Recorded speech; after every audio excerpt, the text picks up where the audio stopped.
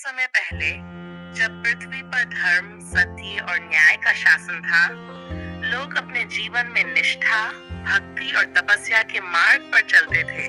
हर कार्य में ईश्वर की स्मृति रखते थे और अपने कर्तव्यों, परिवार और समाज के नियमों का पालन करते थे।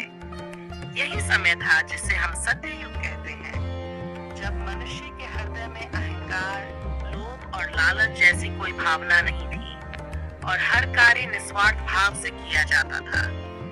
लेकिन समय के साथ जैसे जैसे युग बदलते गए, मनुष्य के हृदय में लालच, मोह, स्वार्थ और अहंकार का प्रवेश होने लगा।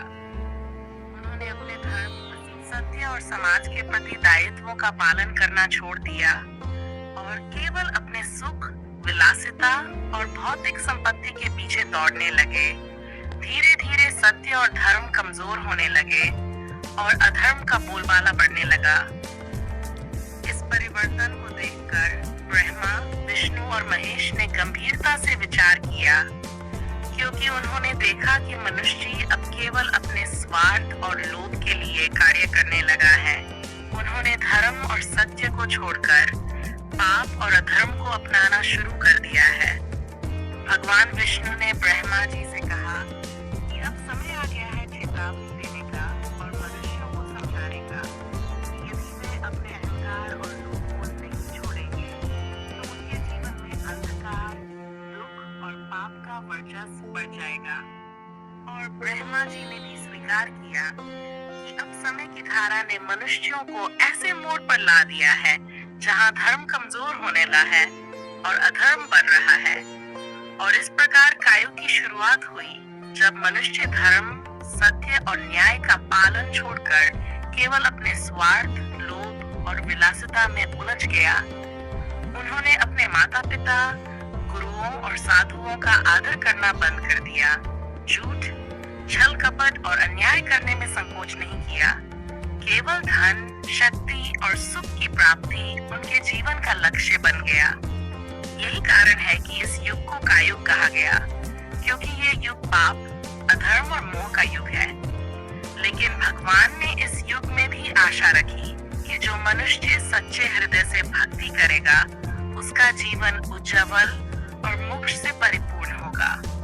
भगवान ने कहा कि चाहे ये युग कितना भी अंधकार में क्यों न हो, भक्त जो ईश्वर पर पूर्ण विश्वास और निष्ठा रखता है, वह सभी बाधाओं और भ्रमों को पार कर सकता है।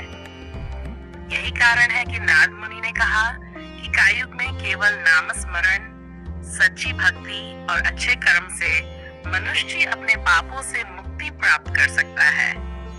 इस युग में भक्ति, साधना और ईश्वर की स्मृति का महत्व पहले से कहीं अधिक बढ़ गया है, क्योंकि मनुष्य को मोह, लोभ, क्रोध और अहंकार जैसी शक्तियों से निरंतर जूझना पड़ता है। यही कठिनाई इस युग की विशेष पहचान है।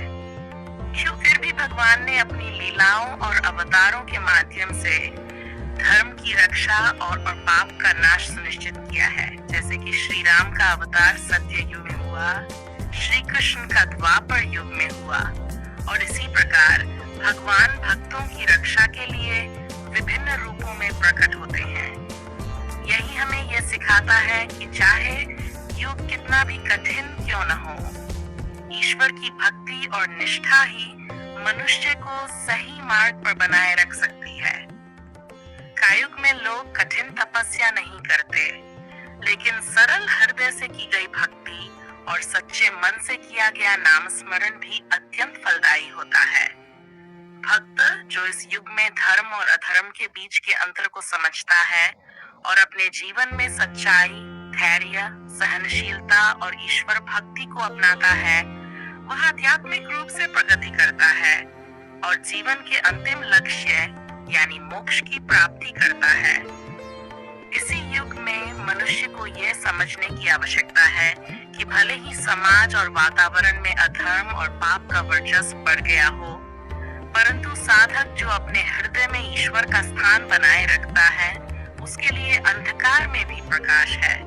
और यही संदेश हमें कलयुग की शुरुआत से मिलता है कि जीवन में चाहे कितनी भी कठिनाइयां क्यों न आए, सत्य और भक्ति का मार्ग कभी नहीं छूटता। इसलिए हमें अपने धैर्य, सहनशीलता, नामस्मरण और भक्ति को अपनाना चाहिए, क्योंकि यही हमारी रक्षा और मोक्ष की कुंजी है। कायुग हमें यह भी बताता है कि मनुष्य का प्रत्येक कर्म फलदायी होता है और अच्छे कर्म और भक्ति से किए गए कार्य इस युग के अंधकार में भी प्रकाश फैला सकते हैं। अतः यह युग हमें आध्यात्मिक चेतना और भगवान की ओर लौटने का संदेश देता है, और यही कारण है कि इस युग में भक्ति, सच्चाई, ईश्वर की स्मृति और निष्ठा अत्यंत महत्वपूर्ण है। मनुष्य जब अपने हृदय में भगवान का ध्यान करता है, उनके गुणों का स्मरण करता है, अपने जीवन में सच्चाई और धर्म का पालन करता है, वह कायुग के अंधकार में भी आनंद, शांति और मोक्ष की प्राप्ति की कर सकता है। और यही शिक्षा हमें पुराणों, महाभारत और भगवद गीता में दी गई है कि चाहे युग कितना भी कठिन क्यों न हो, ईश्वर की भक्ति और सच्चे कर्म कभी व्यर्थ नहीं जाते। इस प्रकार कायुग की शुरुआत ने मनुष्य को चुनौती दी है कि वह अपनी भक्ति, निष्ठा और धर्म के मार्ग से विचलित न हो, और यही संदेश हमें इस युग के प्रत्येक दिन, प्रत्येक कर्म और प्रत्येक भक्ति में याद रखना चाहिए, क्योंकि यही हमारे जीवन का मूल उद्देश्य है और यही हमें ईश्वर की अनंत कृपा और आध्यात्मिक उन्नति की ओर ले जाता है। कायुग का ये युग हमें ये भी सिखाता है कि मनुष्य की इच्छाएं और मोह उसके जीवन में संकट और दुख ला सकते हैं, लेकिन यदि वह अपने हृदय में ईश्वर की भक्ति, सत्य और धर्म का पालन करता है, तो किसी भी परिस्थिति में उसका जीवन संतुलित और सुखमय रहेगा। भक्त जो कठिनाइयों और संकटों के समय भी ईश्वर का स्मरण करता है, वही वास्तव में सच्चा भक्त कहलाता है। और यही सच्चाई हमें ये सिखाती है कि चाहे युग कितना भी अधर्मी क्यों न हो, सच्चे मन से की गई भक्ति और निष्ठा से मनुष्य अपने जीवन में ईश्वर की कृपा और मोक्ष प्राप्त कर सकता है।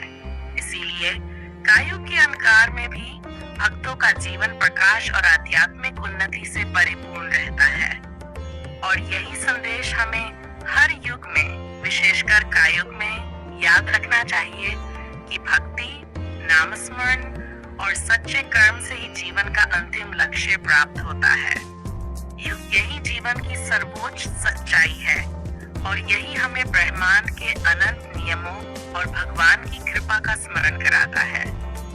इस युग में जहाँ मनुष्य धर्म और अधर्म के बीच फंसा हुआ है, वहाँ केवल ईश्वर की भक्ति और निष्ठा उसे अंधकार से प्रकाश की ओर ले जा सकती है।